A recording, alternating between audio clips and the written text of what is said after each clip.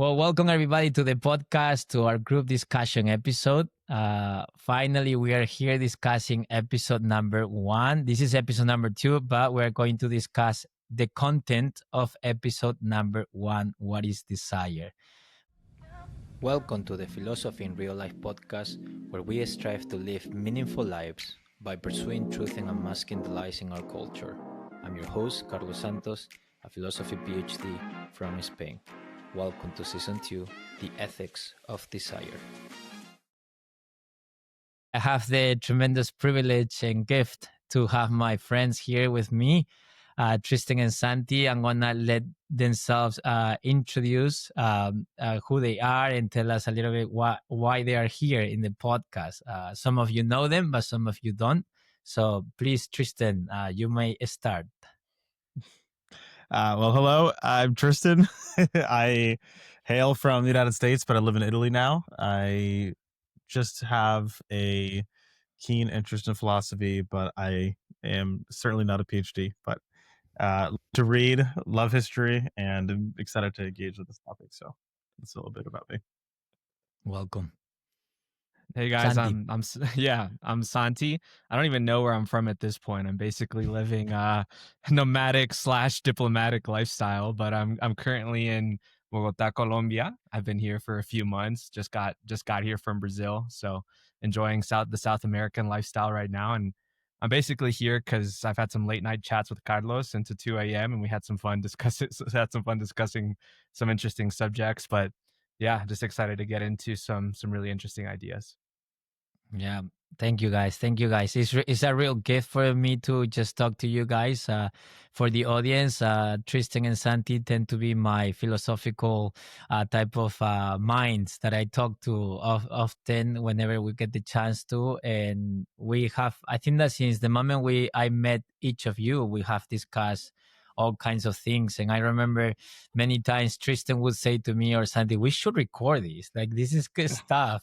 And we were in the kitchen or late at night or in the couch and things like that. And so this is kind of like our podcast here is an excuse to get together and do what we like to do, basically. But anyways, thank you guys for just being here and discussing these big ideas. And of course, I think Tristen and Santi are phenomenal at really thinking about these ideas and even asking questions that sometimes I forget in my little world of academia, because I'm so into these ideas. I have written a PhD thesis on these things that sometimes I forget at times, like, oh, maybe I have not explained this properly, or this is not super clear. But it's awesome talking to them because they are sensitive to those parts of my system of thought, so to speak, that I tend to just not pay attention to. But anyways, so thank you. And so the way we are going to do this is that I'm going to just give you guys a quick recap of just the ideas I presented in episode number 1 about what is desire. And then I'm just going to open the conversation for you guys to ask any question or share doubts or whatever. And just so the audience knows, I have not arranged with Tristen or Santi what they are going to ask or say. So this is called like free speech in practice here, okay? So like I'm not controlling their questions or pushbacks or whatever, because I wanted to keep this actually fresh, and I would actually get bored talking to them here and recording this if I knew exactly what they were gonna say. So I really like novelty, so I'm ready to roll with the punches here in case they are going to push back. So okay, so let's start with the big idea about episode number 1. So the big idea I presented in the previous episode, Tristen and Santi, is that desire is the human experience of being drawn towards something we perceive as valuable, right? And here we distinguish, when we think of desires, the first thing that comes to mind are the biological desires, like thirst for water, or hunger for food, or craving for pleasurable foods, and of course sex, the urge for sex or other things like that. That is what comes to mind when we think of desire. But also we do have other kinds of desires that are not necessarily easily categorized, and so maybe we need a different term to describe these different desires. And I said in this first episode, I refer to them just as desires beyond the biological. For example, we can think of the desire for recognition, or for companionship, or for love, or respect, or having a fulfilling life, or a fulfilling career. That would be a different type of desire that is not is not easily describable. You cannot say that they are just biological desires. They seem to go beyond that, basically. Now, from that big idea, we derive two main implications. So implication number one was that desire moves us toward action. So basically, it motivates your action. It makes you act in the world, because we typically desire the things we lack, right? So because you are thirsty, you look for water, or because you desire deep love, you look for relationships. So we are not self-sufficient, right? So that's why we look for something beyond ourselves, even though some people pretend that there's nothing beyond themselves, but that's a lie. Okay, so then implication number two was that desire structures the way we access reality. Sometimes in our scientific mindset, sometimes we think that we're so rational that we just relate to reality as a place of independent facts and things like that, but not really. We see the world according to our desires, and we can think of facilitators and obstacles, right? So and I gave many examples in the episode number one, but we can just think of the interruptions at work. So for example, if I'm trying to make new friends because I'm new at my work, then I will see interruptions as a facilitator because I desire friendship, right? But if I'm trying to finish a task because the deadline is at the end of the day, then I will see these interruptions as obstacles to my goal, basically. Right. So it's not, we don't see just people talking. We actually have these negative emotion or positive emotions depending on the desire or our aim of the day, basically. And then we also talk about the world reveals itself as a place of values, right? So to talk about these desires or aspirations or goals, value in this sense is just anything that we perceive as having importance, or something that is desirable that we want to achieve. And so we could think of just this very simple three progression, right? So we have first the perception of the physical world. Then we see then the facts structure according to our desires. And as a result of that, we see the world rebuilt as a place of values. And I would say that that's basically what I presented in episode number one. It was what I was trying to achieve with this was just giving a definition, like a proper philosophical definition of what we are going to be speaking about in the following episodes. So I would say that's that. And now I open just the mic or whatever for you guys to share what you thought of that, because I'm actually quite intrigued to know what you thought of the first episode. Thought it was great, man. I really enjoyed it. I really enjoyed the image of thirst, as sort of like a thing that prompts desire. And I think partly because of how in middle school there was literally, you would get called thirsty if you really wanted something or you were desperate, and it just kind of became this slang of not something just or someone. Somewhat could be both. Yeah. But you're only considered thirsty. I never got called thirsty. All right, you were never called thirsty. I was never called thirsty. I was the one dishing it out.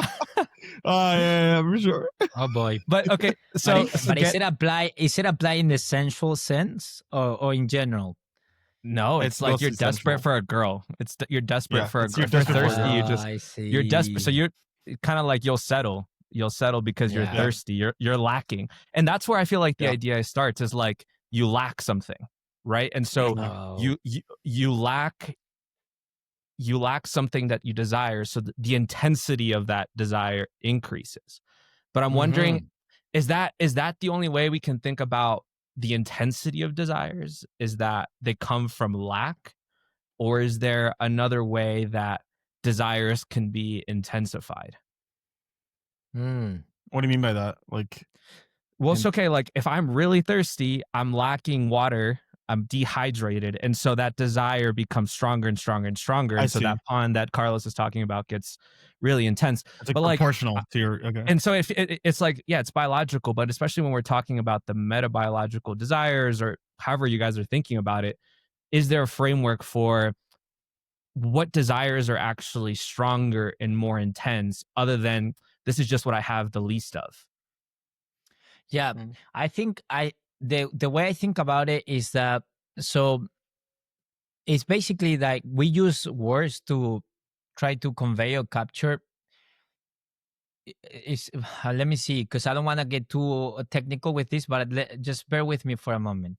So they're like, what in phenomenology, in philosophy, we speak of like phenomenal qualities. Like meaning like for an easy example is this: the property sweetness, right? The sweetness of a banana at a phenomenology at an experiential level is very different to the sweetness of the honey, right? Even though both things are sweet, but banana and honey are sweet, in terms of like theoretical description, trying to describe this.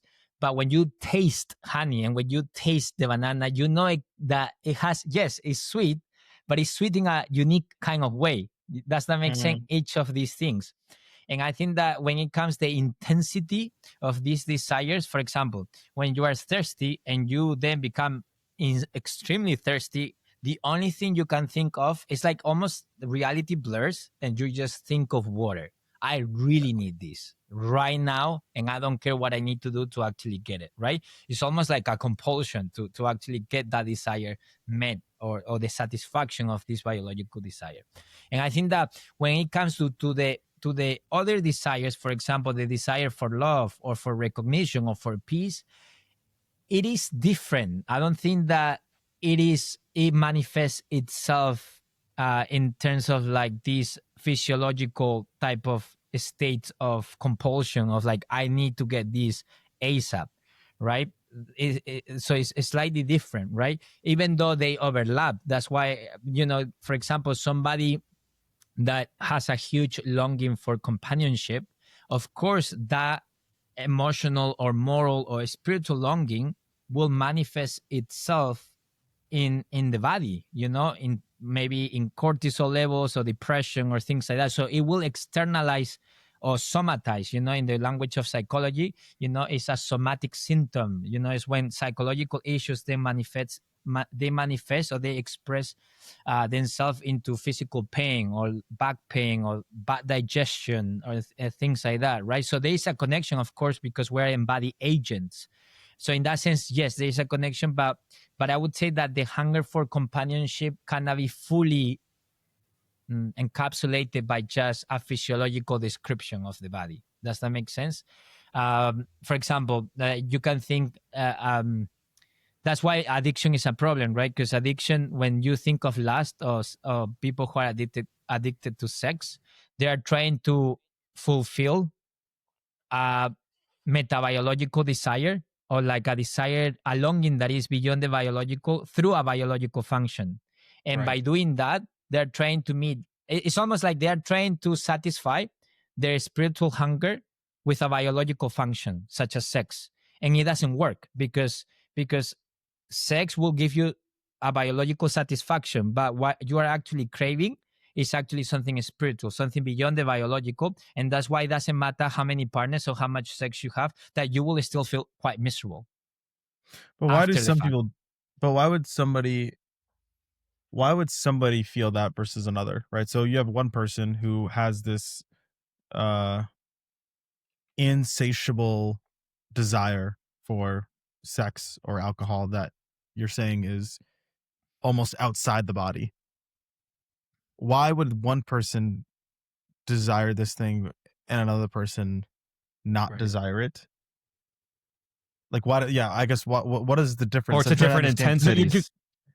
Yeah. Well, I'm just thinking about the spiritual, right? Like you're saying, it's like, so my first question, right, is somebody desires something that is not proportional to what they lack. So the question is, where does that exist? Where does that desire exist? Does it exist in the body, outside the body? Where does that exist? Because you have some cup that cannot be filled for whatever reason, or you desire more than what your cup can even handle. Oh So then boy. where is that? Yeah. Where is that Well, happening, and why is it happening for you and not for somebody else? Because you mentioned the spiritual, and I was just curious. Yeah, Yeah. well, yes, oh boy, we're opening a can of words. Like my mind is Buckle now up. harassed by a thousand ideas that I want to communicate, and I'm trying to find a way of actually doing this properly. Okay, so it's not that the desires are independent of our bodies. No, because again, we have an embodied agency. So there's no me without a body. Period. We're not Platonic here. We're Okay. doing philosophy, and so we cannot just presuppose a self beyond our body agency. We have no proof of that. But the only proof we have is that we are embodied agents, because you do have a body that facilitates your activity, your Right. thought process and things like that. So when I'm saying about metabiological desires or desires beyond the biological, I'm saying that in our lived experience as human beings, we find within ourselves, within our agency, desires that seem to correspond to a different kind of nature.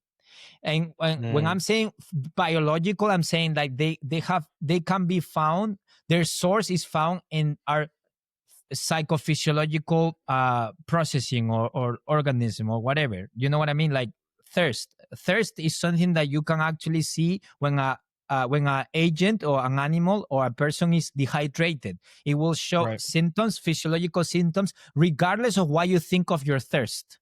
Does that make sense? So regardless of what you think about whether or not you are not eating or you are not drinking water to fast and please cut, or you don't find water, and that doesn't matter. Your body will exhibit these symptoms of having thirst, and you can see this scientifically by looking at the metrics that your body is showing. Does that make sense? So when I say biological desires, I mean that precisely, is that you can find observational patterns through different tools that you can use to actually prove that the origin of these desires is the actual just physiological, psychophysiological processes.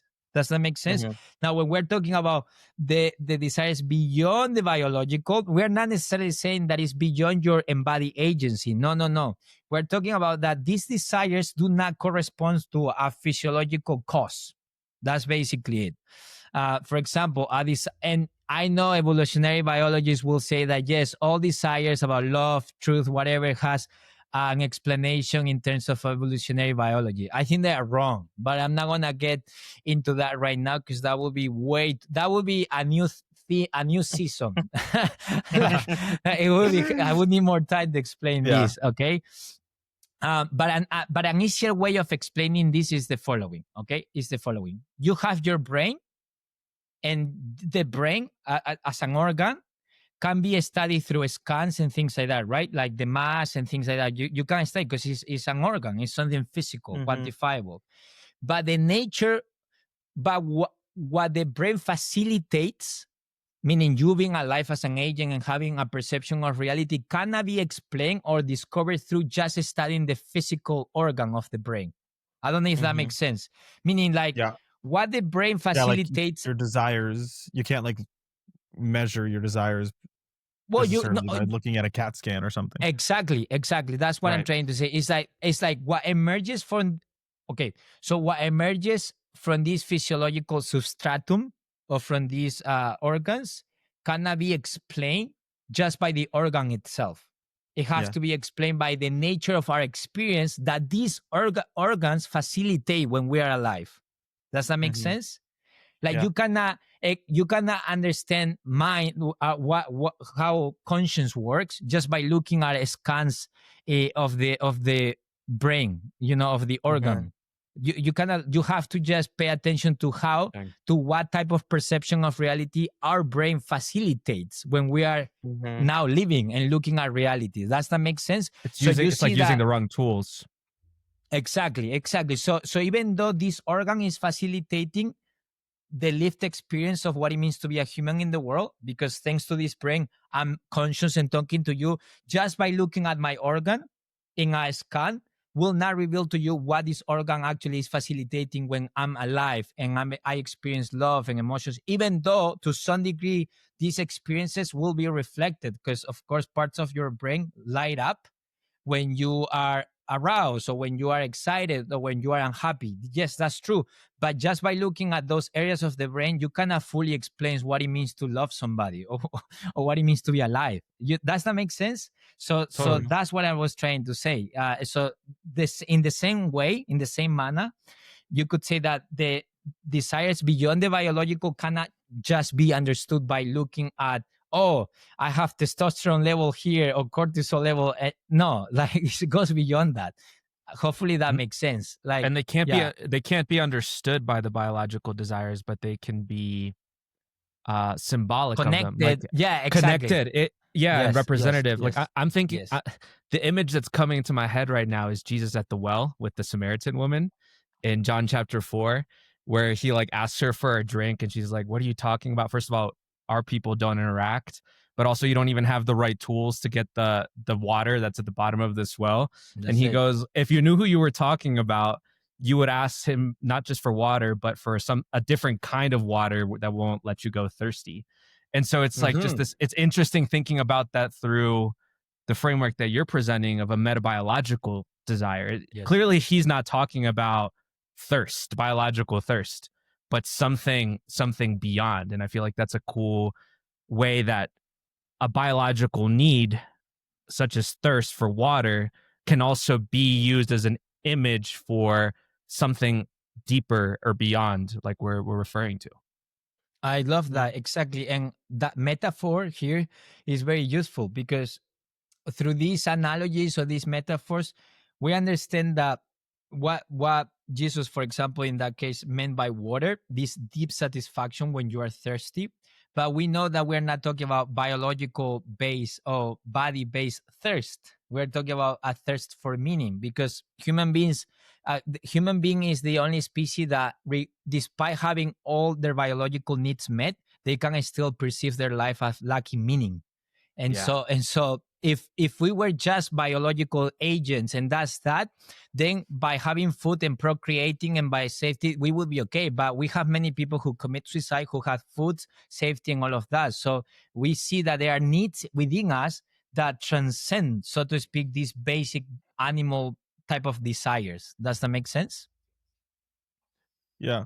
It's so interesting because that we're talking about it, because I see it in real life. Like, I don't know. I have this thing in my head of like the utility of reading a book, like a novel, right? Right. Like right. and I'm thinking about it because I'm trying. What I'm doing is I'm thinking about this like question of, are all of our desires, is the source the body? And so, which makes me think, okay, do we have desires outside of the body that basically don't benefit the body? And so for some reason I think of reading a novel, right? Where like, I'm not really sure what bodily benefit that gives me when I like pick up a Michael Crichton novel and I read Jurassic Park. Like, I don't know if there's it gives me, I suppose, some sort of emotional pleasure, right? But that's the thing. It's just this emotional, like, why does that even exist? This desire to even be emotionally pleased, satisfied, yes, or satisfied, right? Because it's like not bodily. It seems to not come from. It has nothing to do with my physical biological needs in a way. It doesn't seem to. It's a book about nothing that I'll probably forget, right? In a few years, and I've read a million books that I don't remember at all. But I'm also thinking about the idea of, and this comes from what Santi was saying, is it is a really interesting, if you think about it, like, we have needs or we lack something, and we often have a response that is not commensurate with the amount that we lack. It's like we lack 50%, but we desire 150, not 50%. And I was thinking about this actually when I was listening to your video. Well, I was feeding my child at the time. I was feeding my baby boy, and it was funny because he was, as I'm feeding, so I'm trying to feed him. He doesn't want to eat. I don't know if you've ever had a 1-year-old kid, right? I have it's two like, now. Yeah. Okay. It's like they're hungry, but then they don't want to eat, Yeah. And then you're sort of in this Yes. situation where you're like, what are we supposed to do right now? Like, it's like, cause like, I can't, if I put you to bed, you're going to cry the rest of the night because you're hungry, but you also won't eat anything that I give you. Right. And so like, you sort of have to like really kind of mess around. And like, I finally get some food in his mouth after he like, turns away. He spits it out a couple of times, but then after that, he finally eats it. And it's like this weird thing. But then there's other moments, right, where he, I noticed two things. One is that sometimes, and maybe this is, some people will disagree with me, but sometimes I feel like the drama of the baby is higher than the need at times, right? So it's like he desires me, for example, and the way that he expresses that can sometimes be extremely intense. And it's like, bro, like, I'm right here, I'm with you. And right, and maybe there's like, he just doesn't know how to express because he can't speak or whatever. And there's a whole lot of, we could go down a rabbit hole about that. But I sometimes wonder about the seeming mismatch between hunger and satisfying that hunger, or need and satisfying that need. But then the other thing that I'm thinking about is when we first gave him food, which was 6 months, he didn't know that food would satisfy him. So I knew he needed food. He had a desire for food, but he didn't know that he had a desire for food. He didn't know the object that he desired. And I had to teach him what that object was, and teach him how to eat.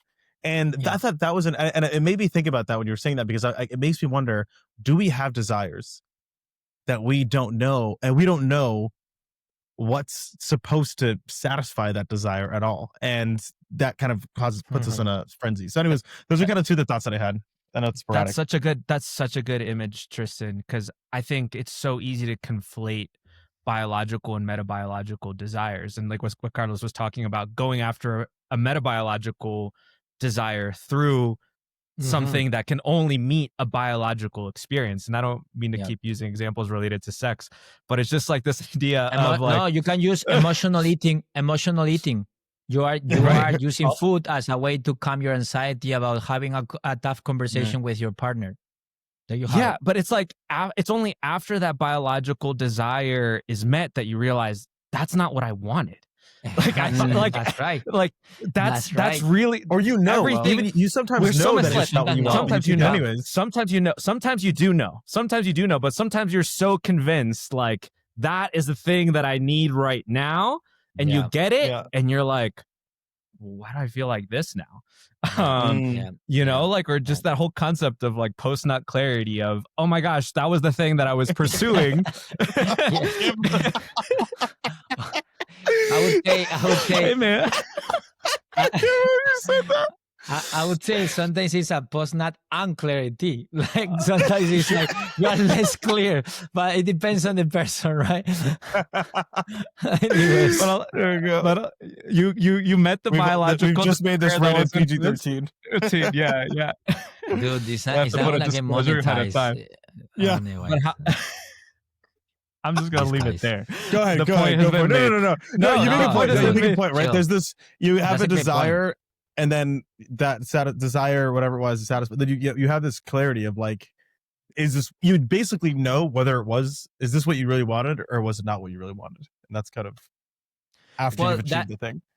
I think that's one of the big reasons why I think it's so relevant that we're having this conversation and making this podcast public, because I think that, as a philosopher that cares about the truth, for me, it's very concerning when people just, they almost take their desires as prescriptive, meaning whatever I desire, I ought to have. It's like, whoa, hold on a second.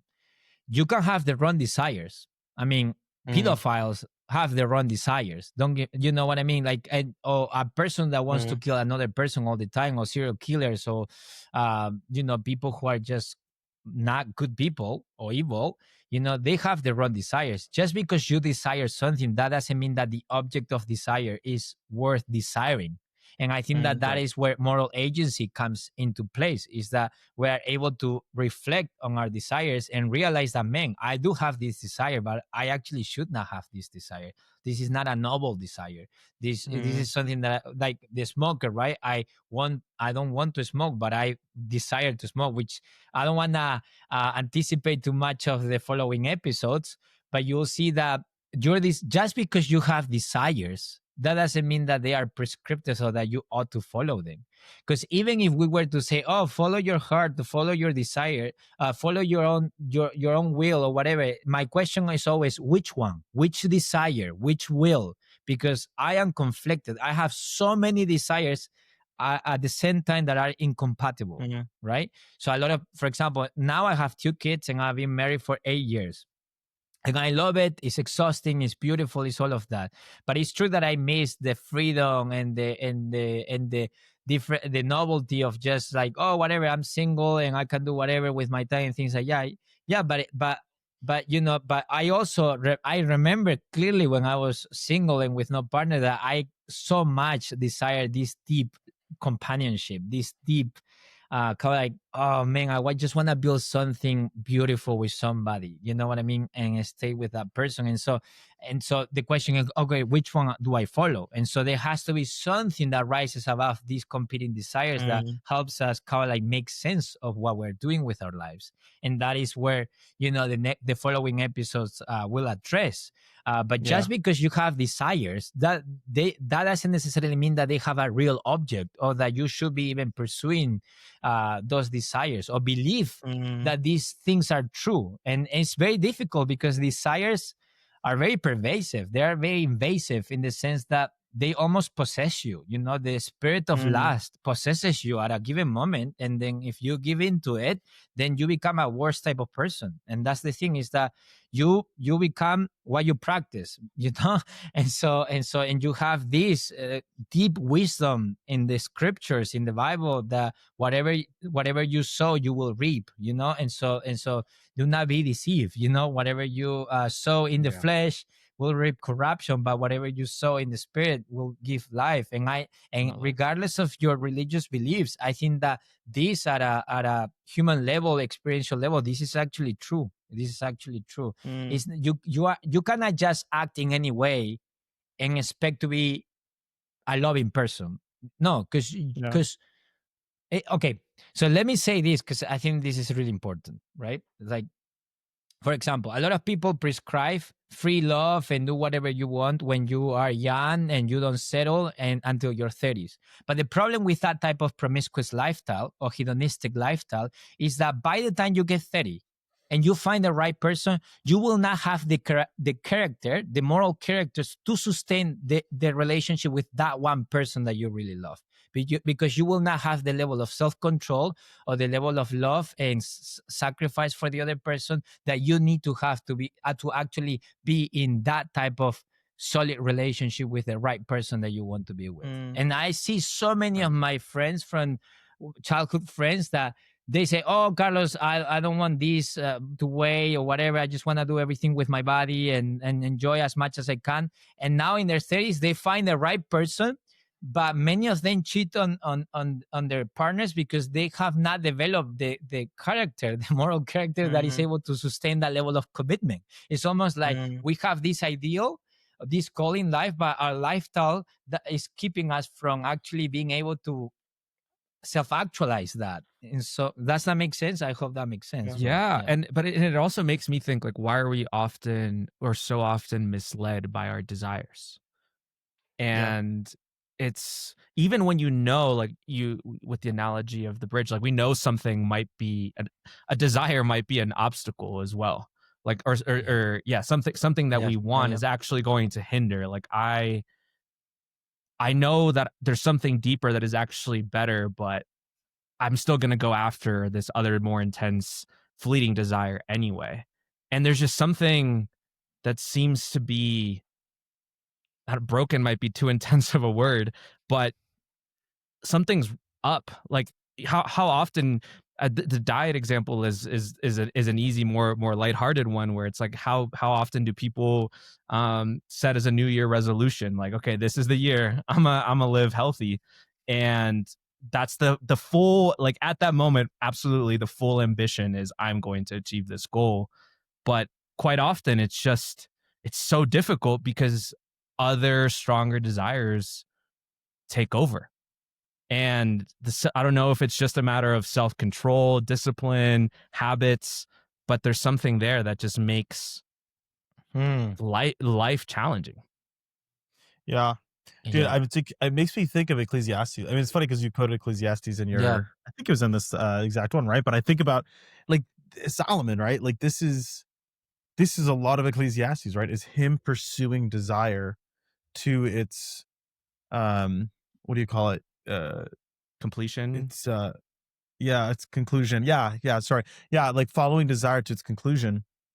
And each pursuit, whether it be women or building large gardens or homes or working, whatever it might be, he concludes continually that there's just something missing. Like it's Hevel or Havel. I can never remember how to pronounce it right, but it's Hevel. It's smoke. It's like this thing that you're trying to grasp, and your fingers just sort of go through it like smoke. And it is such an interesting idea that we yeah, it's a great question. Why do we have desires that are so hard to satisfy? And why is self-control so paramount to our, like, why is it so necessary? Like I see this again in my son. Like part of what we have to do is teach him self-control. Like you cannot get everything you want. You know, if he had it his way, he would be up all night long. But we have to put him to bed, right? And we have to turn off the lights and tell him to go to sleep. But like I have to teach him those boundaries because he doesn't know those boundaries, and he doesn't know that he needs 12 hours of sleep. And I'm telling you, I've been doing this. We've been sleep training for like a couple of months, and he's so much better now, but he still cries for like 2 or 3 minutes. And I don't know if that's supposed to happen or not. Carlos, you can tell me if that still happens or how long that happens for. But I just think it's so funny that for months we've done the exact same thing, the exact same routine, and he still, will take 2 minutes to like sort of cry and be upset about this. But it's like, man, do you not understand that you need this? Like that you are such a better person when you wake up. and I just think that it's so interesting that we have these dual ideas. Yeah. This beasts that need to desire. be tamed. It's like this desires that if we try to reach their final conclusion, most of the time we will not be satisfied by those physical things, whatever they might be. And then the idea that self-control seems to be a key into actually feeling fulfilled. And it seems human. It feels specifically human. And because I don't know how many lions and orangutans are practicing self-control, but it's I don't know. It's an interesting idea, I guess. I think so if we look at it from identity formation and the way morality was understood in ancient societies compared to modernity in Western culture, you can see a huge shift in Western culture, especially with this idea of individualism and this idea of self-expression and self-affirmation. Because in identity in ancient cultures, you would sacrifice your own desires in order to fulfill your duties and in order to be of service to the community. But in Western culture, we do the opposite. We don't want we are willing to sacrifice our duties in our communities in order to fulfill our own desires, right? And so you see like a huge shift. And I think that partly is because the conception of what freedom is and the good life has also shifted. Before, the good life was understood as you aligning your own will to the logos of the cosmos. It was believed, of course there are nuances and things like that, but generally speaking, in ancient societies, there was this widespread belief that there was an intrinsic cosmic order, of some sort, that was governed by morality, by truth, by beauty, by all of that, by the good. and then you align yourself. You try to find your place in the cosmos, like, what is my quest, what is my calling, what is my duty. That is why movies of like the hero journey is so appealing to us, even in the format of like the Avengers or whatever. Is precisely because we have this longing of having a clear calling and dying for something bigger than our own belly buttons. Does that make sense? Yeah. And so but in modernity, that change, because then you become the master of your own life. You become, well, which Yeah. I think is, at an explicit level, that's what people say. But when you actually look at what happens when you follow that, it's just a complete lie. But I would say that in Western culture, we've been sold this lie that the path to happiness, the path to the good life, is found in just you dictating good and evil for yourself. You becoming your own god, which you cannot really do that. But anyways, not really. But that's another, again, that's not for this episode. But I would say that's why it's so difficult for people to actually think that true freedom might be in abstinence, in saying no to their strongest desires, to say yes to their deepest desires. Does that make sense? And Yeah. so I think that that's why it's quite difficult, because actually society now rewards just immediacy, gratification. But I think that people are waking up to this, and people are I think just so. feeling tired. They Yep. know, they feel the emptiness of just easy pleasure. I think that more Yeah. and more people are protesting about it. They're talking about the iPhone or the phone or technology, and the dangers of just easy pleasure and no responsibility and no like Dopamine community and hits. things like that. So I think that there's an awareness that the Western ideal of freedom and just individualism is not really working to help us move to maturity. Because what we do as parents, right? So I have two kids. One is Aiden, is 2 years and a half, and Oliver is under a month old. And it's basically moving them. And Freud would use this like the kids are narcissistic by nature, meaning like they are just principle of pleasure. Like they are in the principle of pleasure. Whatever gives me pleasure, immediately say, I need this, is me, because they're trying to survive. So there is a place to that for biology. But then as you move, as you mature, you wanna go from the principle of pleasure to the principle of love. You put your life together, and then you give your life away. There's this priest that I met in person, Ronald Rolheiser, and he has this framework about spiritual development and moral development. And he says that in the early part of our lives as human beings, we try to get our life together. My career, who am I going to marry, and all of that. And so you're trying to just find yourself, your place. But in the second part of life, if we actually mature, then we move to what he calls I think is generative phase of life, stage of life, which is basically giving your life away. You find a way of serving other people, of giving your time, what you learn, and things like that. And so, for example, young parents are in that stage, right? Like, oh man, we got married, we have kids, we have our job, and now it's like pouring ourselves out all the time, right? But now, what describes our lives is basically the principle of love. It's like your time is not your own anymore. It's your baby's. Literally. And I do believe that, and this is a theory, I don't have a scientific paper to prove it or anything like that, but my theory as a philosopher, and to some degree having read a lot of sociology, is that part of the reason people have a hard time having children, or even thinking of themselves as being a parent, especially millennials and Gen Z, is because the parent-child relationship is the last residue of what we have in Western cultures that reflect this type of covenantal relationship. And let me explain. So right now, most of our relationships in Western culture is basically transactional, consumeristic, right? It's like I have a product, I go to a vendor, I say I'm going to invest this amount in this, and if I don't get the return I expect, the ROI, right? Return of investment, then I move to the next person until I find the one that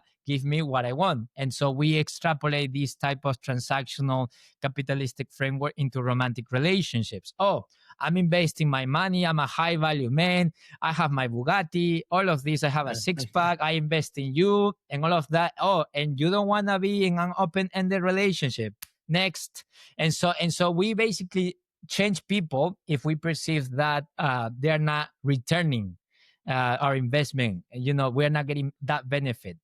But so if I say to somebody, hey, I was really unhappy in this romantic relationship, and we just broke up, and I have a new girlfriend that makes me really happy. Most people in Western cultures are good for you, more power to you. But if I say that, hey, my Aiden, my child of 2 years and a half, is not making me feel fulfilled. I don't sleep. I clean poops. I clean pees. I'm exhausted. And, like he's having tantrums like 24/7. I don't feel fulfilled. I want to change sons. I wanna replace Aiden for somebody else.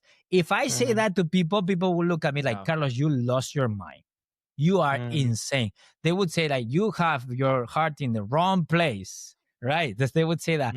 So because it's almost like intuitively people understand that the parent and child relationship has this covenantal nature. It's like that is not based on desire. It's based on this almost cosmic duty that you are a parent and you need to fulfill your role in the life of your child. No matter how you feel, you put your desires apart and you fulfill your duties, even though it's tough. Because does that make sense? So you see the contrast here. So I do believe that the reason why people are having fewer and fewer children, and especially younger people, this is my theory, is because that is the last residue of a covenantal relationship. And it's so hard for us Westerners to put aside our desires to fulfill our duty. We hate it. We do not like it. And so because of that, I do believe that people will not say like with these words, this is more like a philosophical, sociological analysis of what I see.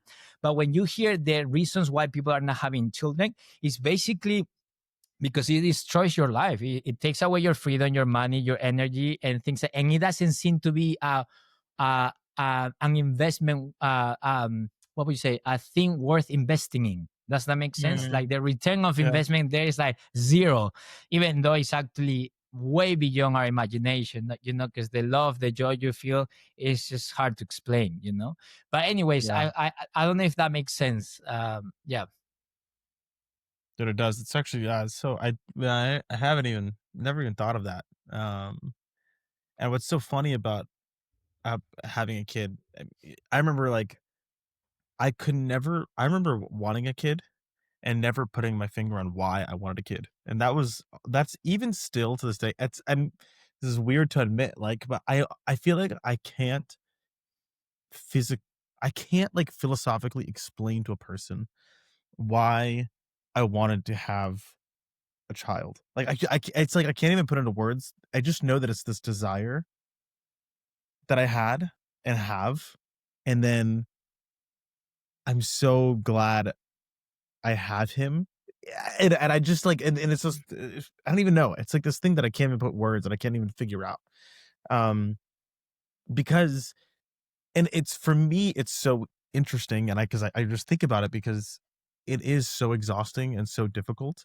And especially the first part of like, it's like Dude. the return on investment is so small for like those, for like, minus 100. Like because like they don't do anything, right? Yeah, it's exactly what it feels, right? Because they don't, You guys like, are selling it. like, it's so expensive. Right? But what I'm saying is like it's like a mystery. It's like one of these grand mysteries of life, and that's how I feel personally. And I'm sure somebody else has some philosophical reason as to why we desire these things. But I'm just thinking about me personally.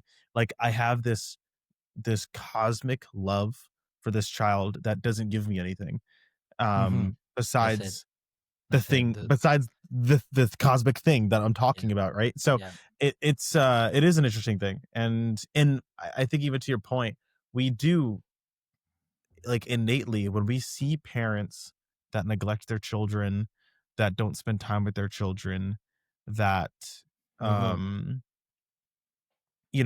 I hear about divorce, right? Like it's whenever I hear about divorce and there's children involved, like that's the first thought. Like my first thought is not even the spouse. Right. My first thought is, man, he's got kids or she's got kids. Like that's like the first thought that I think, because I'm like, there's something so different, special, covenantal about that. And it's like, and it's like, there's the last thing that I want to do is have a child feel hurt or broken or impacted by the devastation of life or by the whimsical desires or whatever they might be of us, right? It's like the problems are for us, not for you. Like you're supposed to be protected from that. So I don't know. It's an interesting thought you have. That being said, like I think people have that innate desire, but you can just look around and see how many tough parent-child relationships there are. Like how True. many of our society's True. problems like directly tied to traumatic and negative experiences that were caused by your parents. And I have a great relationship with both my parents, thankfully now, but there's a lot of stuff that I had to work through. But to your point, Tristen, like divorce, as a child of divorce, it's like it's devastating to children, and that's something that you can't measure. Yeah. Mhm. Yeah, and I think it's something I was watching this because we were talking that just because you have desires doesn't mean that you ought to follow them, and so many times what we desire doesn't correspond to goodness, or sometimes you don't desire something good but you actually need it, like Tristan's baby. Yeah, you need to eat. This is actually better for you right now in the long term and things like that. And so I think but I think that when it comes to children and thinking of the satisfaction of having children or not having children and things like that, it's like, yeah, if you have just the framework of convenience and time freedom and accumulation of money, so to speak, it's like, yeah, it makes sense that from that framework, like you rather not, yeah, children don't make sense in that we from that framework, but from the framework, from the logic of love, not the logic of like ROI or return of investment type of logic. Like, yeah, well, but from the logic of love, like most of the things that are most meaningful to us do not produce anything. They're just like they are not they have no utility in terms of producing something and things like that. Like think of like laughter or going to a museum or listening to a nice song that you like, or having time with your friends. Like they don't have like an immediate utility in terms of like this producing money or producing an object or something like that. But I think that we just have the wrong framework. I remember listening to this video. It was a YouTube video by Abba and Preach. And they were covering a parent of, I think he had 2 young children, like the video they were covering. And it was a parent that says like, I love my children, but I hate parenting. I hate being a father. Right. And I think that I say that's an actually interesting way of putting it. But then I don't know why it really struck me. I was like reflecting this hard and long during the day, and I was even discussing this with my wife. It's like I don't think he picked the right words. I think I know what he means, but I do not think that you can have the love for. It's not. It's like you cannot have a deep relationship and not fidelity. You cannot have like a strong moral character without the difficulties of being patient with people that are annoying, or forgiving somebody that hurt you and things like that. It's almost like a prerequisite to actually become that. It's almost like the prerequisite, or the condition for that love to exist is that you have to suffer for that person. Does that make sense? It's almost like, for me, for example, the way I created this deep bond with Aiden, my first child, was not through when he was born, because I didn't feel much when he was born, actually. I didn't have these immediate feelings in my case, but actually was when I was taking care of him and doing the nights. And that I, little by little, slowly but surely, like I have this deep love. And I was like, oh, 6 months, man, I really love this creature now. And it's like, oh, it's 1 year. Wow, I really I think now I get what people mean about having children. Then the second year hits, like, whoa, this is getting a scary type of love. I love this person too much, to the point that if something happens to Aiden, I don't know how I would do. You know what I mean? And so you see that when you think that it cannot get any deeper, it's like it gets deeper and deeper. But I don't think that you get to that without that suffering, without that investment, without following the principle of love. So I think that that's why I'm saying, like, we have competing desires, but I think that a lot of people are guided by this framework of pleasure, convenience, and time freedom and satisfaction, rather than this covenantal framework about. And so I think that in ancient societies, they had a better framework to think about their own desires. But now in Western cultures and modern societies, we just have these desires and we don't know what to do with them. We have no framework to even interpret yeah, this. I love it, man. You're making me just reflect on what I just said, right? Like even the way that I was speaking about like this question that I had about like all I was thinking about was like the baby does nothing for me, right? But even like that that I'm like adopting like the framework the language, of yeah, and that it. language that I'm using is That's this it. individualistic pleasure framework, right? That it's like Yeah. why it's like I can't believe I would want Yeah. a kid because he does nothing for me, right? Because that's the framework that I'm like living in, or that I act in. You know, I'm an American capitalist. It's the air we breathe. It's the air we breathe. It is, and I have to It's the air we change breathe. that. Yeah, the covenant relationship is Yeah. That's really and good. We dude. get it. It's almost like I don't have to give you a moral treatise to convince you that there is something unique about the parent-child relationship that is sacred. And I don't care. Like almost, it's so funny because even the most hedonistic person told me, no. Like if you chose to be a parent, you need to fulfill your obligation. It's almost like everybody gets it, even though they are confused about everything else.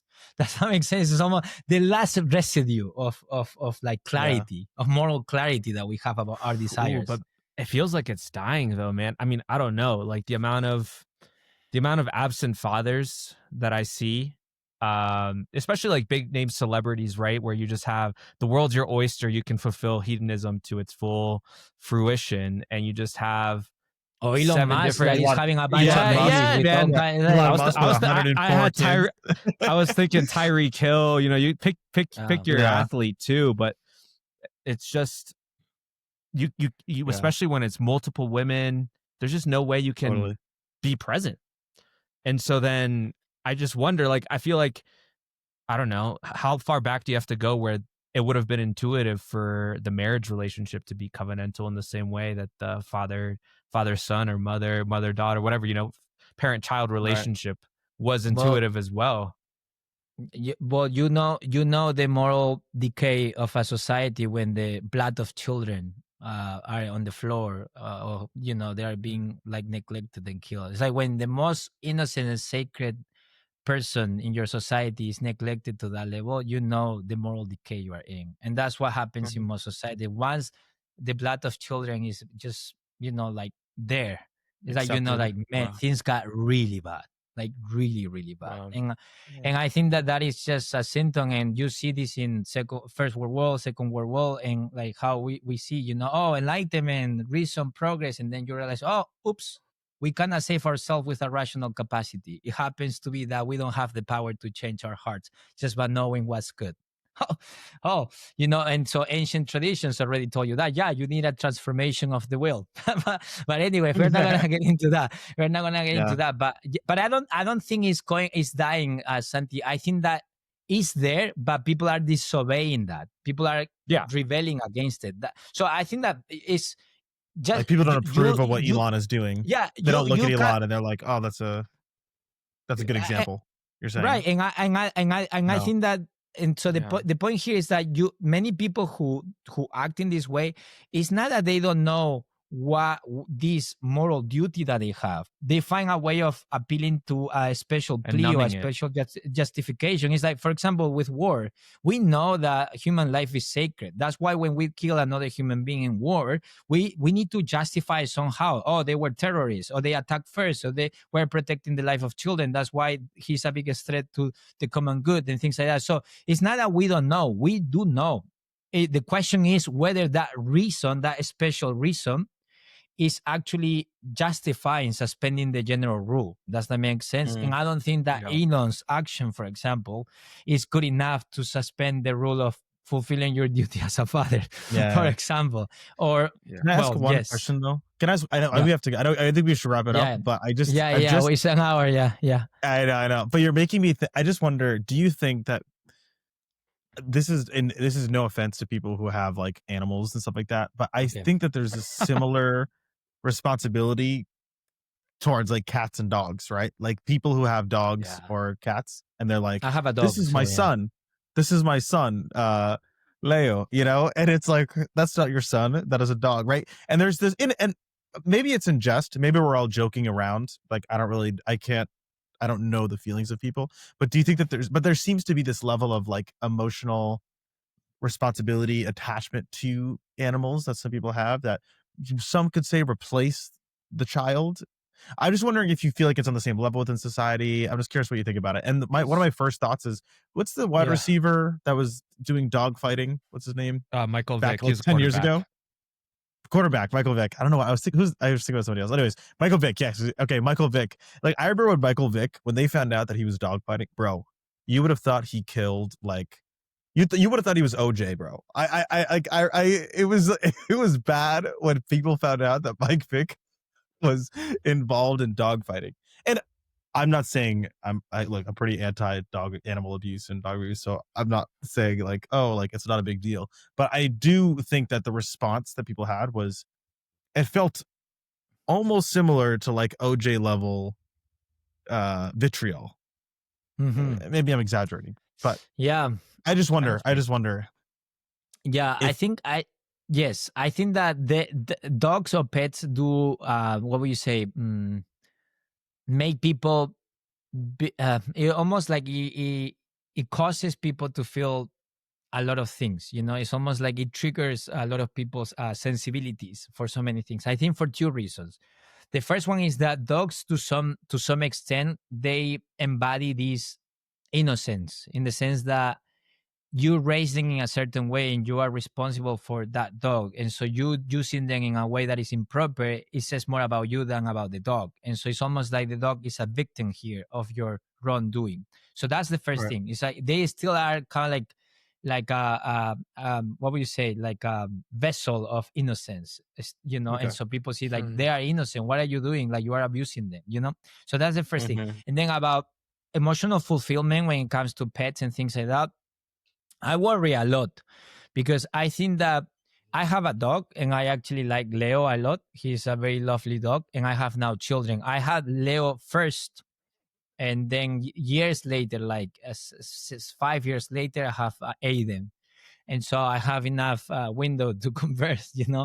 And so, but I would say that, of course, I say Leo is my son, but it's not really my son, in the sense that the level of emotional commitment and moral duty that a dog requires is not commensurable with the level of duty and commitment or moral duties that you have toward a child. And the thing is that even people who are quite immature morally and emotionally, they might be good with their dogs, and they say things like, oh, I prefer pets than people are bad, pets are good, right? But sometimes I'm very worried when people say these type of things, because especially when it comes from people who they don't have healthy interpersonal relationship with other human beings.